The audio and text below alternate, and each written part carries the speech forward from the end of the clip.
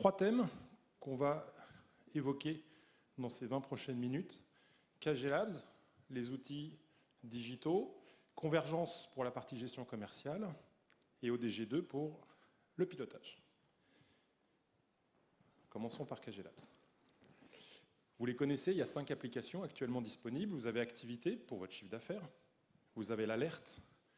C'est notre canal de notification des pannes informatiques générales. Donc dès lors qu'on a connaissance d'une panne générale, on privilégie ce canal pour vous informer. Et de fait, ça ne sert à rien d'appeler le support puisqu'on est tous au courant de la panne. Vous avez Codebar pour faire vos inventaires simplifiés, PVR et Talk. Alors, je vais commencer par la petite dernière, Talk. Elle a été développée en quelques semaines, début janvier, avec pour but de réunir l'ensemble des groupes de discussion qu'il y a au sein de l'entreprise. Donc, on a créé des forums thématiques par région, par enseigne. Il y a aussi un forum de petites annonces. Alors, les 2 premières régions et enseignes, les 2 premières catégories, vous y avez accès via votre compte adhérent, et la dernière, c'est via votre compte magasin. C'est une première version perfectible. On va la retravailler et probablement faire une version Android. Codebar. Nouvelle version dès demain matin. On a accéléré le scan, on a modifié le graphique et on a fait un portage de cette application sur Android. Donc ceux qui ont des grosses douchettes d'inventaire, les opticons, qui coûtent pas loin des 1 000 €, c'est une solution qui fonctionne très bien pour faire les inventaires en magasin. Et comme vous êtes tous équipés de smartphones, il n'y a pas besoin de faire de nouvelles acquisitions. Activité. Pour ceux qui étaient à l'Assemblée Générale de Lyon en 2014, c'était la toute première application mobile que nous avions lancée. On l'a fait évoluer en 2016, puis en 2017, et on l'a fait évoluer demain matin. Donc, a priori, vers 8h30, 9h, quand vous allez vouloir l'ouvrir, vous allez avoir un petit message qui vous dit qu'il y a une nouvelle version à télécharger. Et elle va contenir 3 nouveautés. La première, elle est réglementaire. On doit sécuriser l'application Activité. Et cette première nouveauté, elle est applicable aussi sur PVR. Vous allez devoir mettre un code site, un login et un mot de passe pour entrer dans Activité ou dans PVR. Alors si vous êtes en GPV, n'importe lequel de vos codes sites fonctionnera. Deuxième nouveauté sur Activité, c'est la facture société. La facture société, c'est du chiffre d'affaires magasin. Elle est incluse dans les chiffres qui sont restitués par Activité. Néanmoins, beaucoup d'entre vous, vous utilisez Activité pour la partie commerciale, pour regarder vos chiffres d'un point de vue commercial, en optique, en contacto ou sur les ventes comptoirs. Donc vous aurez la possibilité, pour ceux qui le souhaitent, d'exclure les factures société de l'affichage d'Activité. Et enfin, la troisième nouveauté, c'est le mode personnalisé. Tout au long de ces années, depuis 2014, nous avons fait évoluer Activité. On avait commencé par uniquement la journée en cours, on avait rajouté le mois, l'année, et maintenant vous avez un mode personnalisé. Vous choisissez la date de début et la date de fin. C'en est tout pour la partie KG Labs. Convergence en pilote déjà depuis maintenant 2 semaines, dans un certain nombre de magasins. Elle va arriver en magasin chez vous mi-avril, à partir de mi-avril. Julien, est-ce que tu peux présenter les grandes nouveautés ? Merci Loïc, bonjour à tous. Donc 3 nouveautés majeures sur cette prochaine version de Convergence, sur lesquelles les équipes travaillent depuis le début de l'année. Première évolution, c'est une évolution réglementaire, c'est lié au RGPD, au Règlement général pour la protection des données. On doit imposer un renforcement des règles de sécurité au plus tard, au 25 mai 2018. Alors il y a plusieurs évolutions qui ont lieu dans Convergence. On va faire un zoom sur 2 choses. C'est l'accord du client à recevoir des communications qui n'est plus automatique. Et le deuxième point, c'est le mot de passe qui devient obligatoire pour entrer dans Convergence. Alors parlons déjà des canaux de communication. Aujourd'hui dans Convergence, quand vous avez un nouveau client qui rentre, vous renseignez sa fiche client, vous saisissez son adresse postale, son numéro de téléphone ou son adresse email et automatiquement, les canaux de communication sont cochés par défaut. Ça devient interdit par les RGPD et donc nous sommes obligés de décocher ces cases par défaut. Elles ne seront plus cochées. À partir du moment que vous renseignerez l'information, vous aurez un visuel qui vous donnera la possibilité de le cocher. C'est très important. Parce que ça a un gros impact sur tout ce qui est campagne de mailing. Donc formez bien vos vendeurs, faites très attention vis-à-vis de ça, parce que ça vous donne, le fait que ces cases ne soient plus cochées, vous donne un moins fort impact lors de vos campagnes de mailing. Ce qu'on a fait également, c'est que pour vous faciliter le cochage de ces cases, on a mis une confirmation dans la validation de la fiche client à partir du moment que les cases ne sont pas cochées. Ce qui permet de vous assurer avec votre client que vous récupérez bien son consentement. Alors rassurez-vous, on ne touche pas à tout ce qui est client existant. Tous vos clients existants avec leurs cases de mailing qui sont déjà cochées resteront cochées. On parle bien là de nouveaux clients. Deuxième évolution réglementaire, c'est le mot de passe qui devient obligatoire dans Convergence. La réglementation nous la pose. Convergence héberge des données de santé, elle héberge des fiches clients, des données clients, donc on est obligé de les protéger via un mot de passe. Alors ce qu'on va faire, c'est qu'on va le faire en 2 temps. Mi-avril, avec la nouvelle version de Convergence, on va obliger le mot de passe. Et au 25 mai, la date butoir, on sera obligé d'avoir un mot de passe qui est fort, 8 caractères minimum et 4 niveaux de sécurité. Quand on parle de 4 niveaux de sécurité, ça signifie quoi? Ça signifie une minuscule, une majuscule, un caractère spécial, donc point d'interrogation, accent circonflexe, et un chiffre. Alors comment on va faire pour se préparer à ça? Première chose, c'est n'attendez pas. N'attendez pas la prochaine version pour vous y mettre. Dès que vous rentrez en magasin, vous commencez à vous mettre en place sur le mot de passe obligatoire. Vous êtes plus de 700 magasins à ne pas l'avoir encore fait. Alors on comprend, bien évidemment, mais dès à présent, faites-le pour ne pas vous retrouver bloqué en magasin le jour où on sera obligé de forcer le mot de passe. Une astuce qui est préconisée par la CNIL, qui marche plutôt bien, c'est de penser une phrase. Donc vous prenez une phrase mémotechnique. Cette phrase, là j'ai pris l'exemple de J'aime Chris, et je remplace dans cette phrase quelques caractères, par des caractères spéciaux, un petit peu de ponctuation, une majuscule, et là je me retrouve avec une phrase facile à retenir et qui est pourtant très sécurisée. Autre possibilité, c'est une fonctionnalité qui existe déjà dans Convergence, c'est quand vous êtes sur votre fiche utilisateur, vous pouvez imprimer votre mot de passe sur un format code barre, vous imprimez ce code barre, et là, quand vous voulez rentrer dans Convergence, vous bipez avec votre douchette le code barre. Je donne tous les détails sur le webcast que nous allons vous diffuser en début d'après-midi. Et enfin, dernière nouveauté, donc qui fait partie de cette prochaine version. Vous voyez ce petit matériel qui est disponible aussi sur le stand de l'informatique en démonstration. C'est un lecteur NFC. Ce lecteur NFC vous permet, via un badge, de vous authentifier directement dans Convergence. Plus besoin de saisir de mot de passe. Je vous fais une vidéo et on vous explique en même temps comment ça marche. Donc là, je suis en magasin. Je suis un vendeur. Je vais me connecter à ma table de vente par mon badge. Voilà. Donc je suis authentifié directement. Je n'ai pas saisi de mot de passe. Je fais des opérations de back-office. Mon magasin, il n'y a personne. Je fais de la réception de commandes. Et là, un client arrive. Donc, un vendeur le prend en charge. Il va prendre ma station. Il va s'authentifier directement. Là, il est reconnu en tant que vendeur. Il effectue son opération, il fait sa vente. Et là, quand moi je reviens et je reprends ma station, je la récupère dans le même état où je l'ai laissée. Donc ça, c'est une évolution que vous aurez dans la prochaine version de Convergence. Ce qui est intéressant de savoir, c'est que c'est un boîtier supplémentaire donc à rajouter sur votre table de vente. Vous pouvez le voir sur le stand de l'informatique.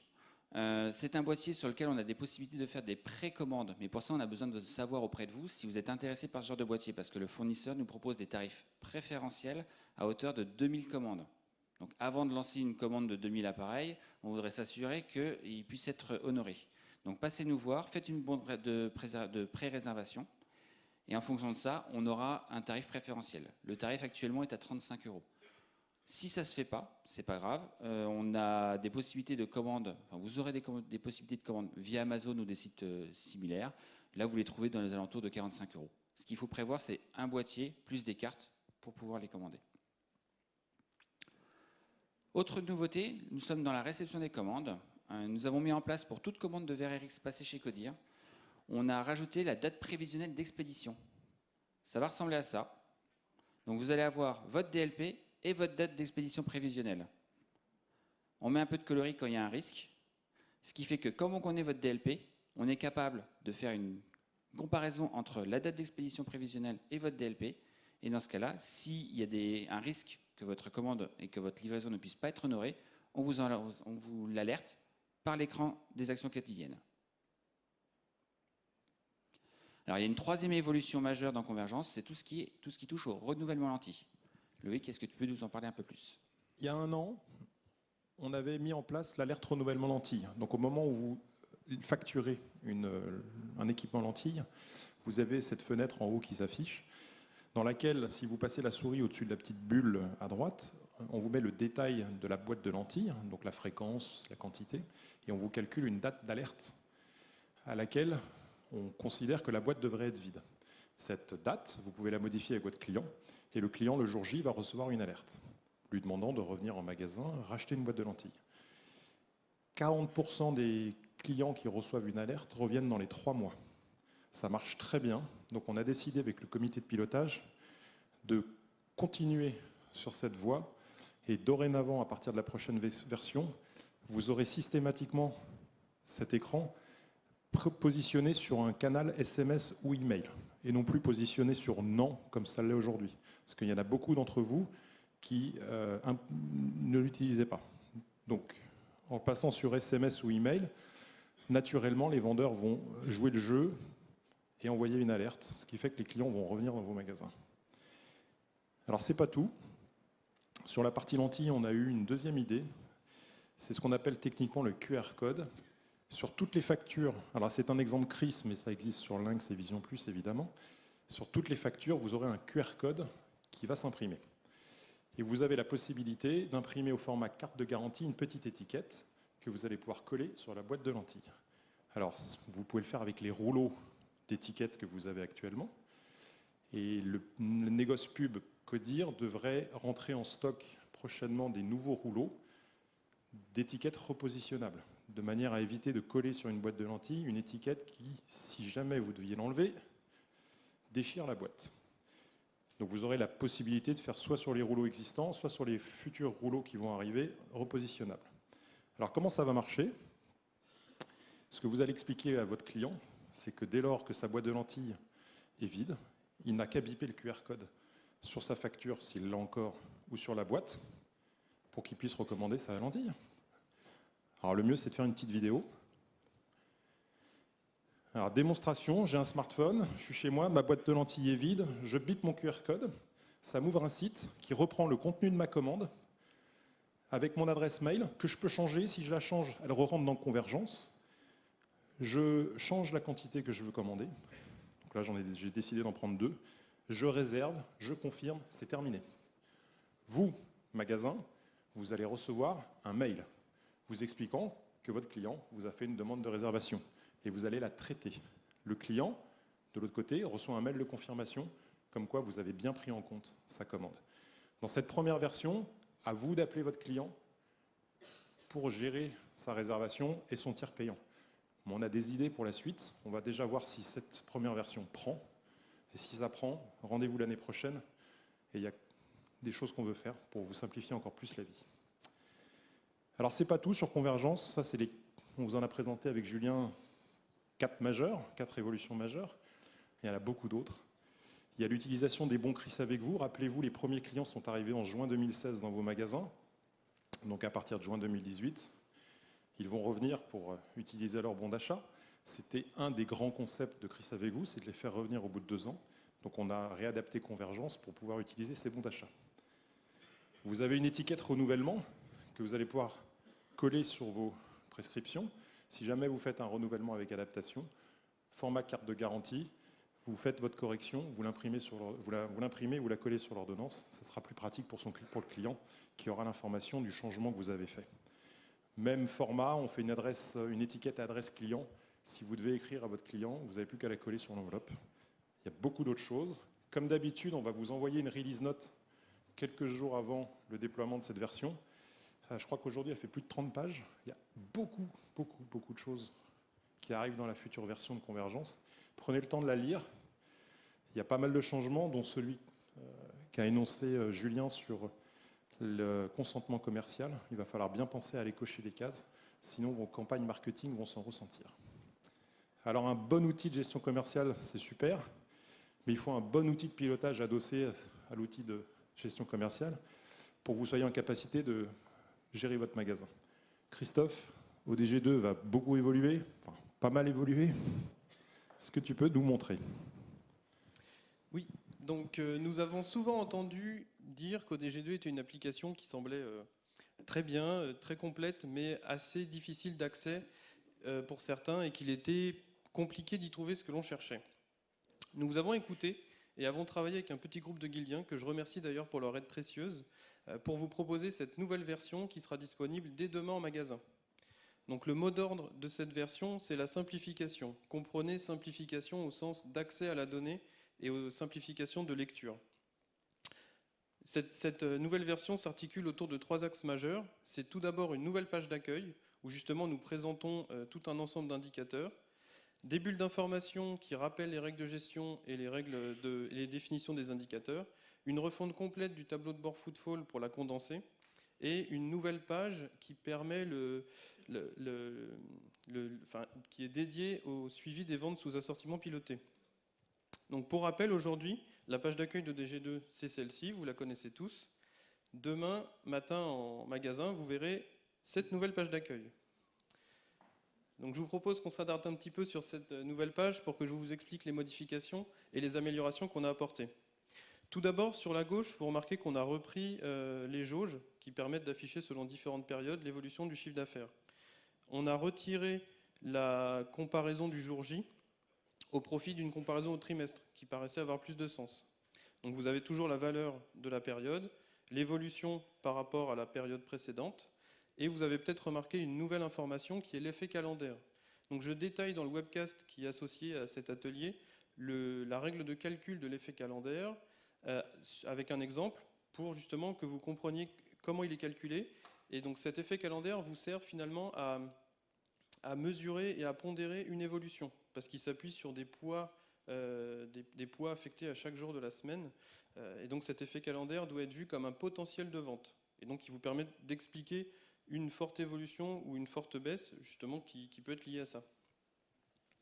Au centre de la page, nous avons repris les indicateurs clés de la vue détaillée et du rapport collaborateur. Donc nous les avons organisés par thème, le principal étant les ventes optiques première paire.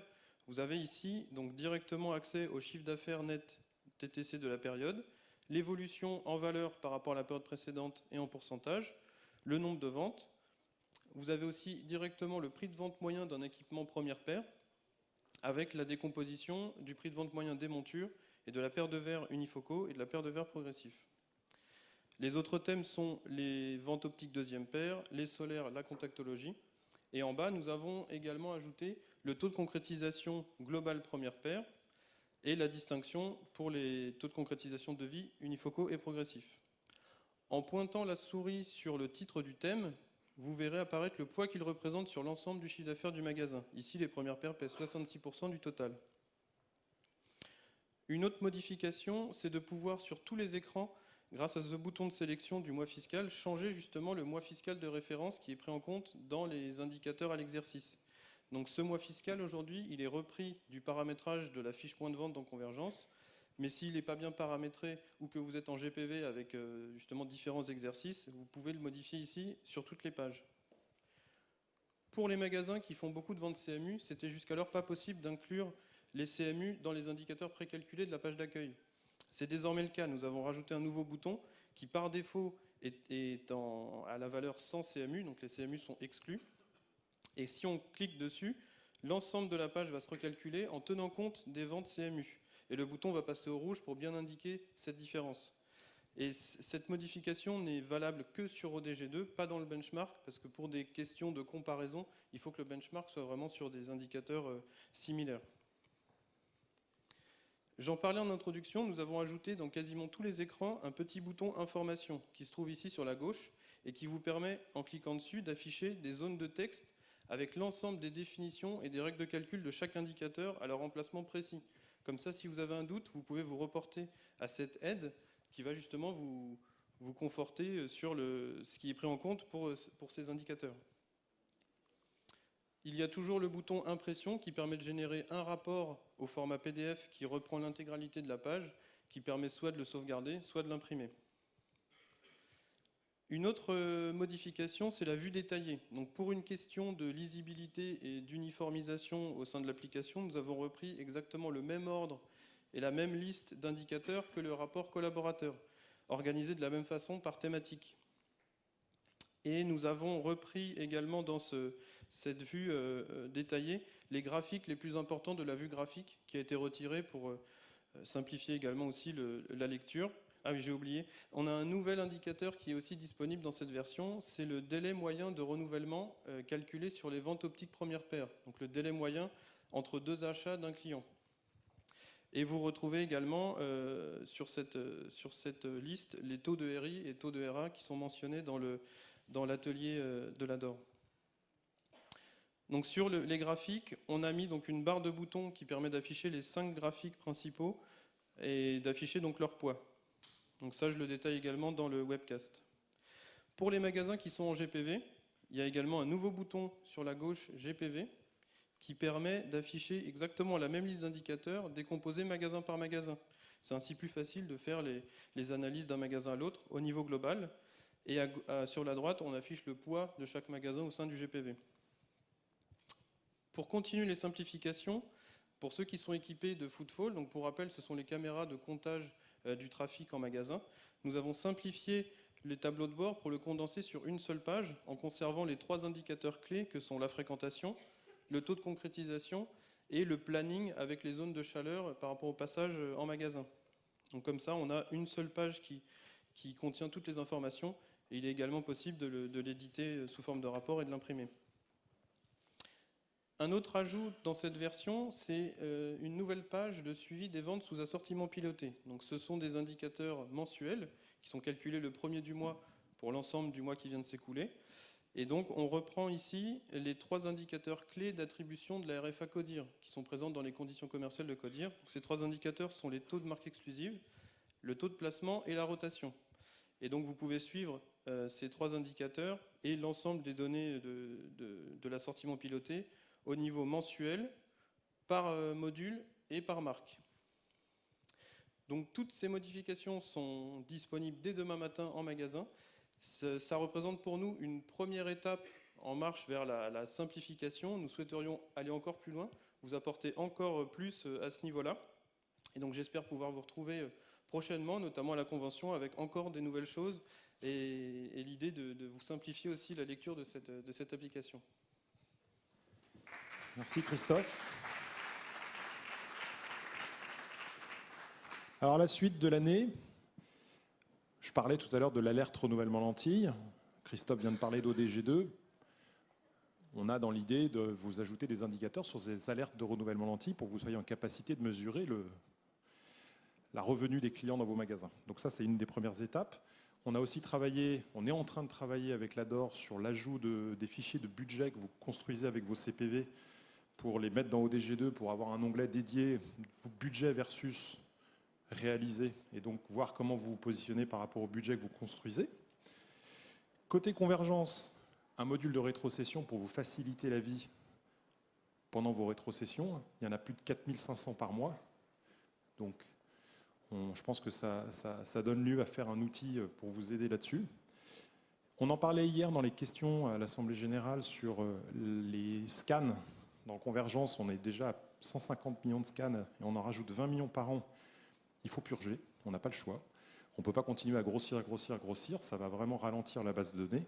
Donc on va vous donner un outil pour que vous soyez en capacité d'expurger tous ceux qui ne vous intéressent plus. Donc vous pourrez choisir des dates, et par exemple tous ceux qui sont antérieurs à 2010, si vous souhaitez, vous pouvez les sauvegarder localement sur votre PC et les effacer, ou directement les effacer de la base de données Convergence. On a besoin de reprendre du souffle, donc ça va être important que vous utilisiez cet outil.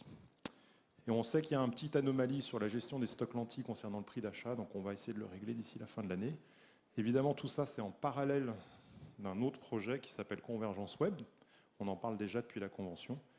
Alors, 3 maquettes qui ne sont absolument pas contractuelles sur la page d'accueil.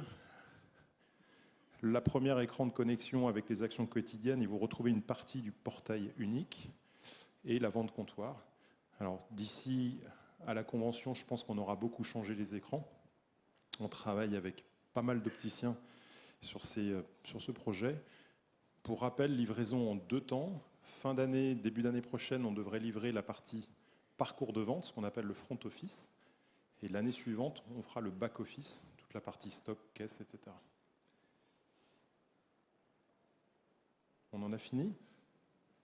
On prend les questions.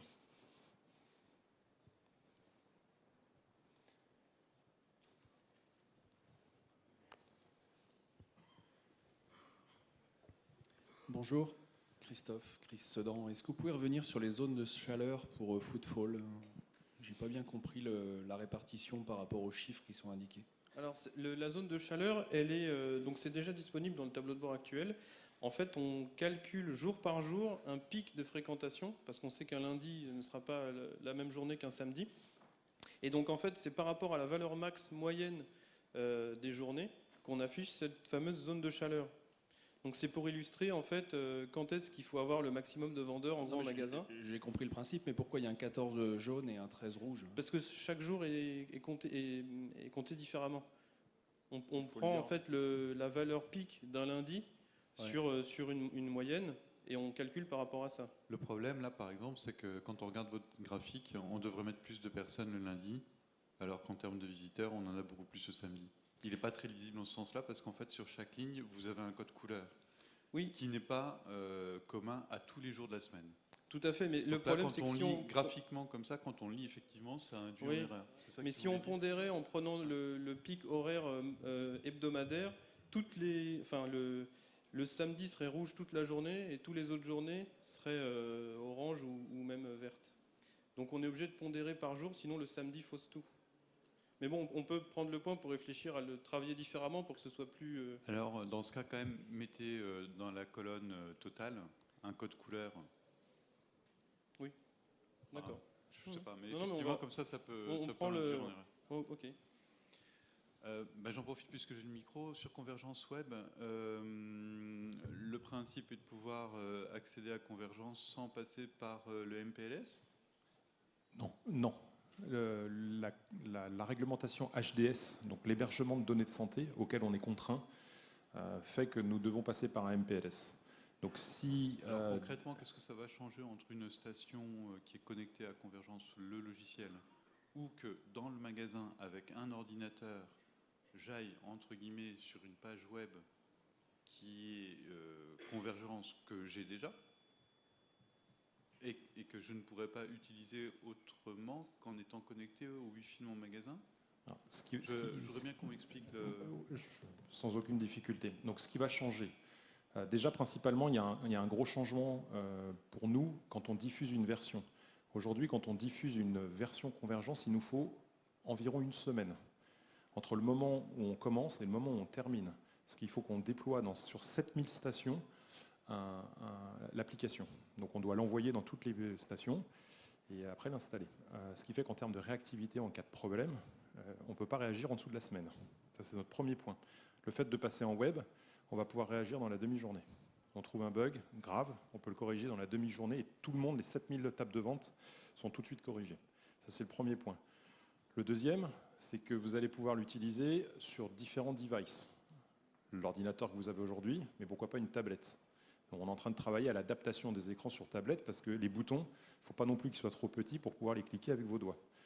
Donc en termes de digitalisation magasin, il y aura la possibilité de faire une partie du parcours sur tablette.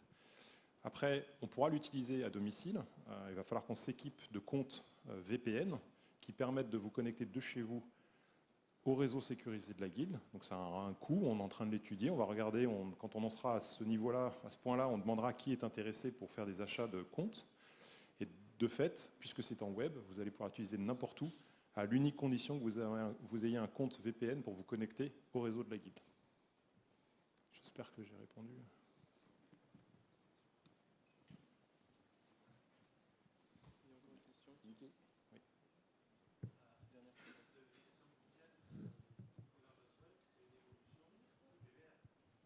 Ce n'est pas une évolution de PVR. Convergence web, c'est votre convergence que vous avez aujourd'hui mis au format web. Et PVR continuera de vivre, puisque PVR, c'est la seule solution qu'on ait aujourd'hui en cas de déconnexion du réseau, puisqu'il y a un mode offline dans le PVR qui permet de faire un minimum de choses en cas de panne générale. Donc PVR continuera à survivre.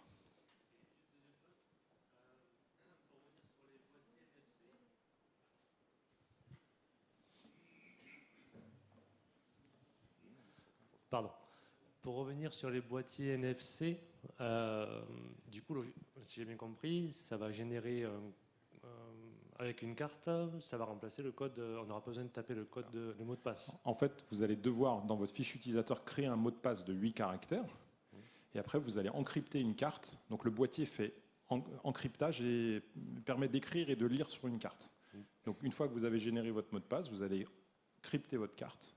Et après, cette carte, vous allez pouvoir l'utiliser partout. Et pour ceux qui sont en GPV, qui ont un compte GPV, une carte permettra d'aller dans tous les magasins pour ouvrir sa session.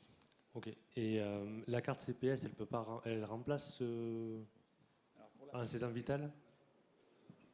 Pour la carte CPS, ça peut fonctionner à partir du moment que le magasin est sous sésame vital uniquement. Donc il y a déjà une fonctionnalité qui marche où on a juste à saisir le code de la carte CPS et à partir de là, vous pouvez rentrer dans Convergence. On est désolé, on doit laisser l'atelier suivant. Si vous avez d'autres questions, n'hésitez pas à passer nous voir sur le stand. Merci beaucoup.